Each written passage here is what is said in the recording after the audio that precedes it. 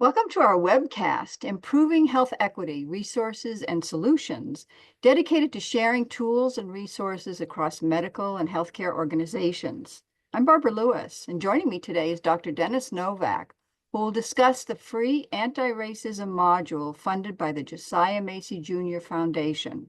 Dennis came up with the idea for the module and was principal investigator on the 3-year grant. He is a professor of medicine and associate dean of medical education at Drexel University College of Medicine. Dennis is the founder of Healthcare Communication, formerly known as .com, an online communication skills training program for medical schools, residency programs, and hospitals with 44 online modules. He is also the founder of Professional Formation, an online interprofessional learning program about professionalism with 14 modules. He received the Academy for Communication in Healthcare George L. Engel Award for outstanding research contributing to the theory, practice, and teaching of effective healthcare communication and related skills.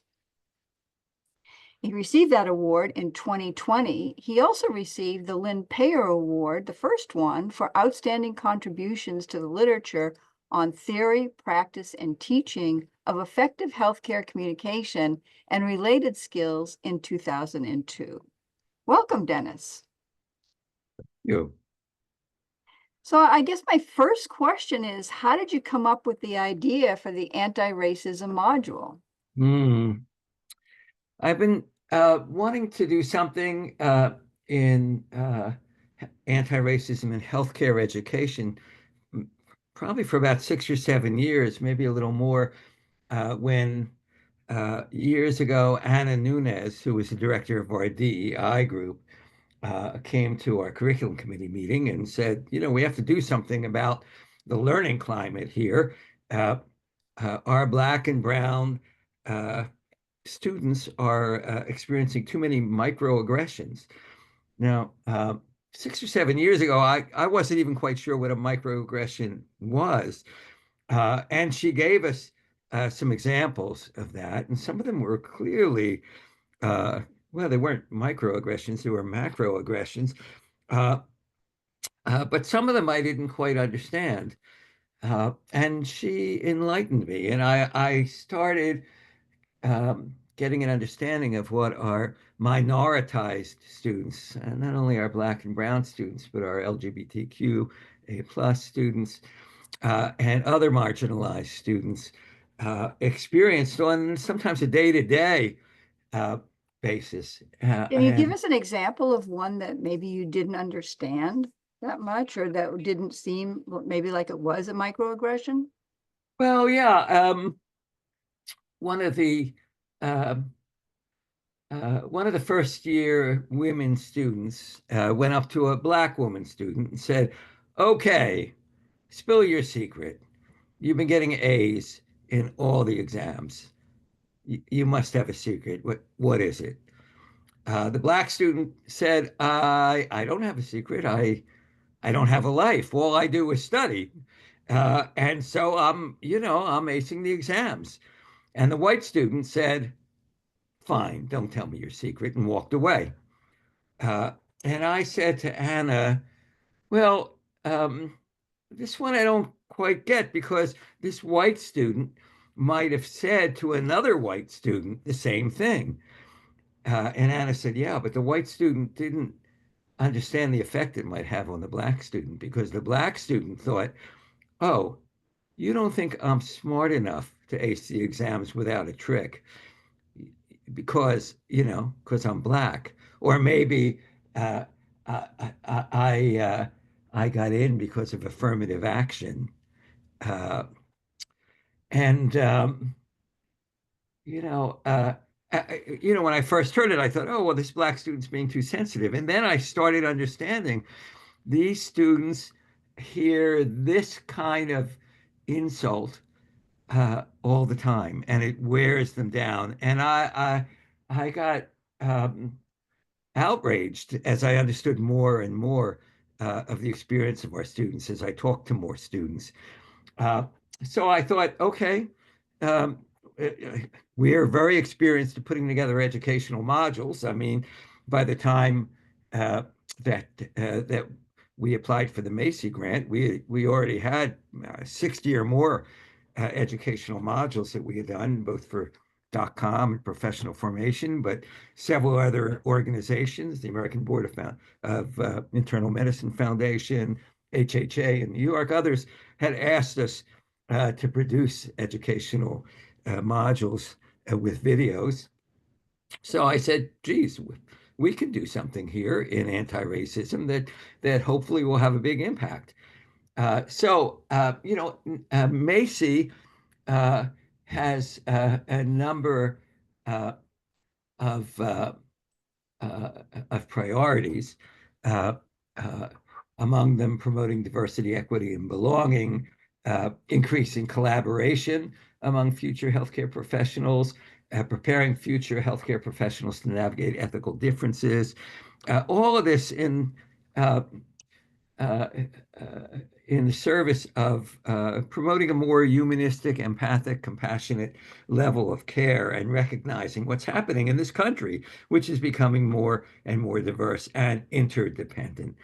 Uh, so we were lucky. We also had a Macy grant already, and they knew the quality of the work that our group can turn out. So it turns out they liked the proposal, uh, and here we are 3.5 years later. Mhm. So, how did that conversation with Anna actually sensitize you to what you may have heard in conversations or in classrooms, or how did you become more aware of? Oh, no, it's an interesting question because at the time that I talked that Anna presented to our group, uh, there was also a grand rounds by an Asian American woman uh, uh, uh, who was an attending physician. Uh, and she told a story about how a patient said to her, I don't want any Indian uh, doctors. You guys aren't trained very well. But she had no idea how to respond. Uh, and uh, I chatted afterwards with Steve Rosenzweig, who's a prominent member of the Academy on Professionalism in Healthcare, and a colleague. And I said, I don't get why this woman, Indian woman attending, couldn't have just said, "Hey, I am very well trained, and the hospital system obviously trusts me, uh, and I can assure you I'm going to give you the best care possible. If you really don't want someone of my skin color, ethnicity, we can get you transferred somewhere." I said, "Why couldn't she just do that?" And Steve Rosenzweig said, "That was a very white thing to say." And I said, "Huh? What?" Like I didn't know you could speak white.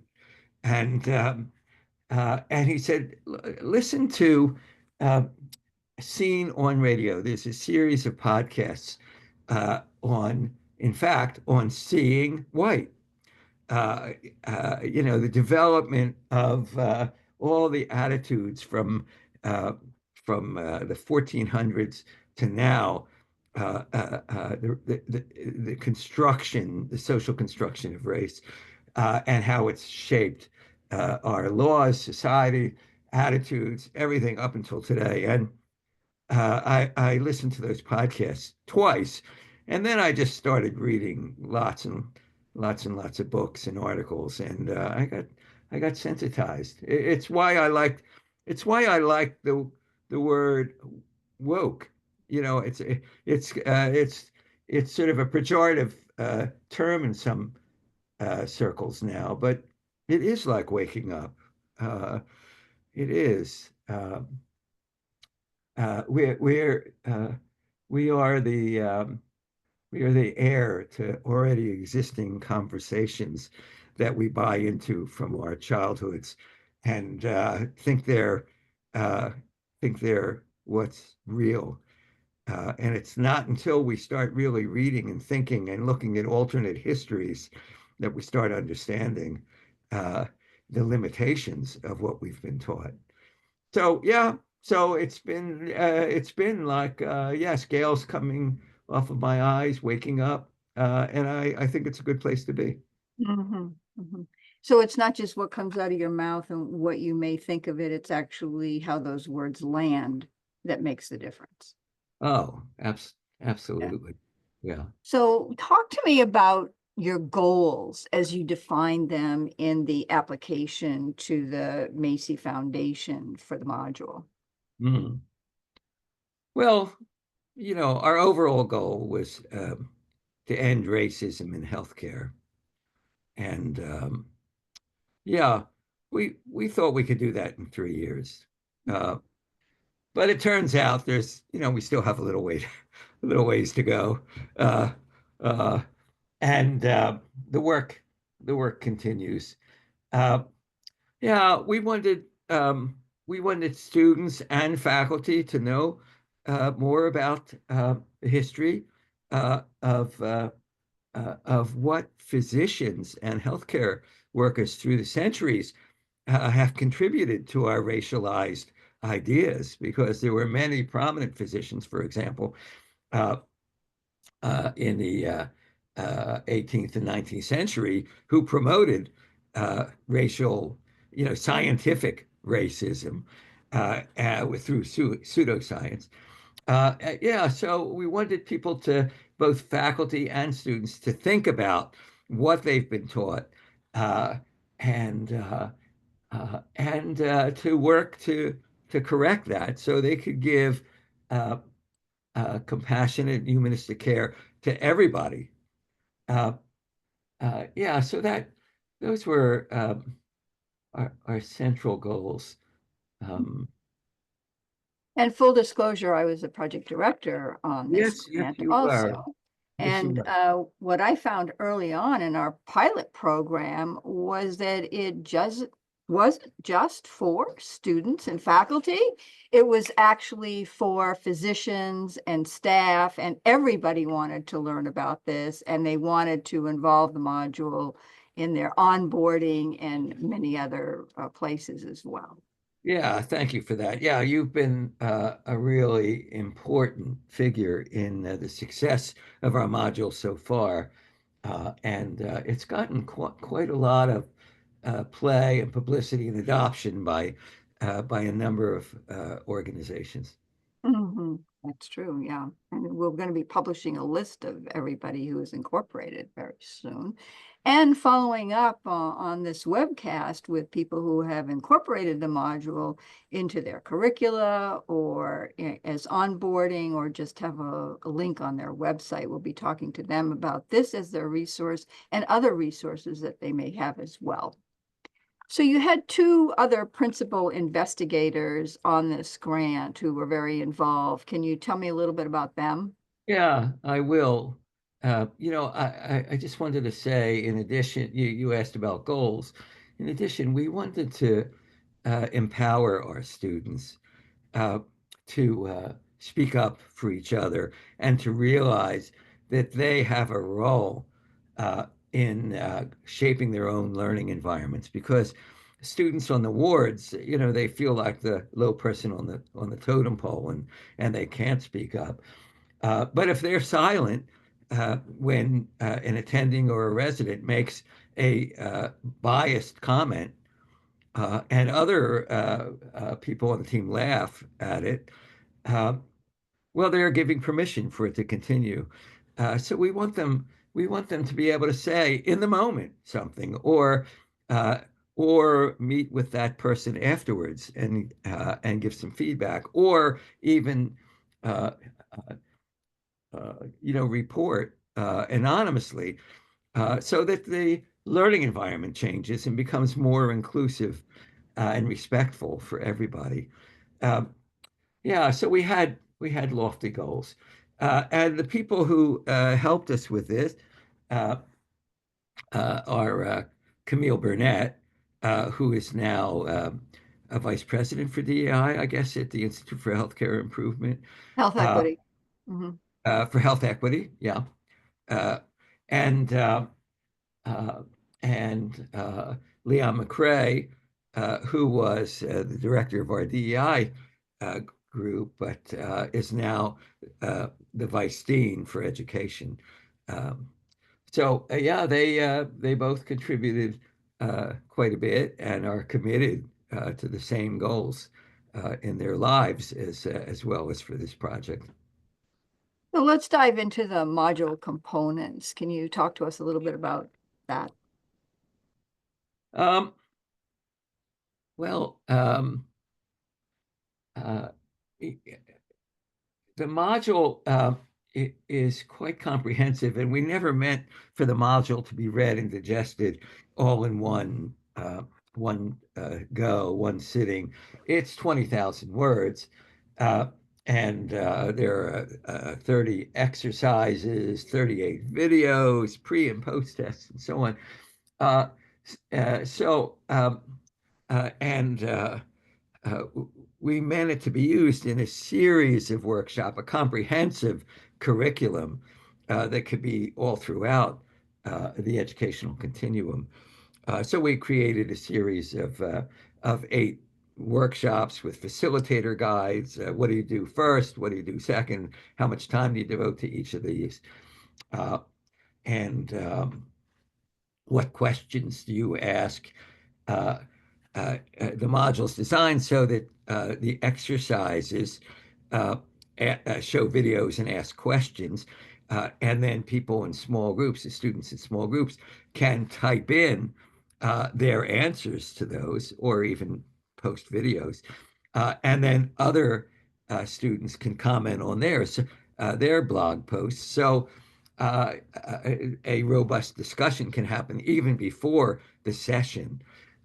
So they prepare for the session by reading the module, doing the exercises, uh, chatting with each other online, and then they come into a session to have a more in-depth discussion with a facilitator. Yeah, so that's basically how we designed it. Mhm. And you mentioned the 38 videos. That's quite a few. Yeah, we well, as I said, we've had a lot of experience creating videos, uh, and I mean, some of them are just taken by our module authors. We had a number of module authors. I mean, we had uh, 12, you know better than I, 12 collaborating institutions, is it? Yes. Mhm. 12 and 65 faculty contributed. So some of the faculty authors of the module, of the different sections of the module, uh, uh, uh, put in links to their favorite YouTube videos, but the majority of the videos are ones we created. And I urge people to look at those videos. Uh, they were they were created organically. I mean, we had ideas for them, and in some of them were written uh, uh, actually just written down because they were real incidents that happened in our school that students told me about, and we just reenacted them. But our the students that we asked to be part of the videos uh, just contributed their own ways of saying things and feelings. We didn't script anything. We just talked about it ahead of time. Uh, uh, and it turns out that even some of the students that you look at them and you think, oh, these are lily white uh, Anglo-Saxon Protestant kids, students. No, no. Uh, One of them grew up in Lebanon and became very close to and aware of Christian Muslim violence. Uh, uh, uh, Another one of the students wanted to do this because one of his best friends was black and was murdered in a racial incident. So there was a lot of background of experience and pain that they brought to these interactions. So if you look at these interactions, they are real and moving. And I'm very proud all the students and faculty that played a role in producing these videos. Can you give us an example of one of the real life experiences that somebody had that you turned into a vignette for a video? Yeah, sure. Uh, at Drexel, we run professional formation groups with our third year students where we discuss what's going on in the wards and their own experiences of professionalism or not among their faculty and residents.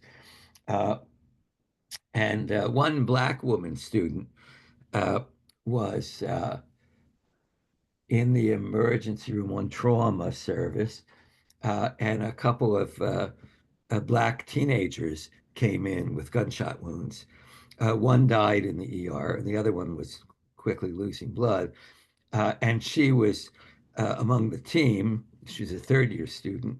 There was fourth year student residents and attending and nurses all around this gurney, and they stabilized him and started rushing him to the ER. And on the way to the ER to the OR, I'm sorry, uh, one of the nurses said, "Well, I guess these boys didn't do anything to deserve getting shot. I'll bet you they were on their way to church." And the other people around the table, all white, laughed. Uh, and she was horrified. And But of course didn't say anything in the moment because this kid is losing blood. Uh, and and afterwards she didn't say anything because she worried, oh, if I say something, I'll get a bad evaluation. The team, will spurn me for the rest of my rotation, etc. Uh, but she brought it to our group, uh, and yeah, uh, and I urged her to report it to the deans anonymously because our deans are very careful about talking to the people involved way after the incident occurs and all the grades are in. Uh, but we reenacted that, uh, and uh, or something like it. Uh, and it's funny because the woman that we asked to play the nurse, uh, unbeknownst to me at the time, uh, was married to a black man and had three mixed race children. So so the first six times we had her come in and say this, she couldn't get it. She couldn't get the words out of her mouth. And I said, "You got to tell me what's going on here." And then she told me, and I'm like, "Oh my God, look, you are doing this so this kind of thing doesn't happen again. You are doing this for your family, you know. Uh, your kids are hearing this kind of thing all the time." Uh, so then she got it together and did it. But that's a backstory to that video. Uh, and months later, she told me she had asked her children, uh, do you actually hear this kind of thing?"